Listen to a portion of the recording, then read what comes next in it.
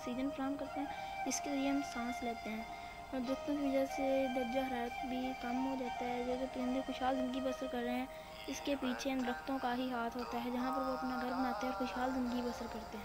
ہمارے کھانے پینے کے لیے غذا اور ادویات بنانے میں ہمیں درختوں کی کافی مدد ملتی ہے، اس لیے ہمیں چاہیے کہ جتنا ممکن ہو سکے اتنے درخت لگائیں۔ قدرت نے اس دنیا کو بنایا اور اس کو سجانے کے لیے بہت سی چیزیں پیدا کی، جن میں ایک درخت ہے۔ اگر ہم اس دنیا میں رہ رہے ہیں تو اس کے پیچھے بہت سی چیزوں کا ہاتھ ہے، یعنی اگر ہوا نہ ہو تو ہم زندہ نہیں رہ سکتے، لیکن ہمیں ہوا کو بنانے کے لیے آکسیجن کی ضرورت ہوتی ہے، جو کہ ہمیں پودے اور درخت مہیا کرتے ہیں۔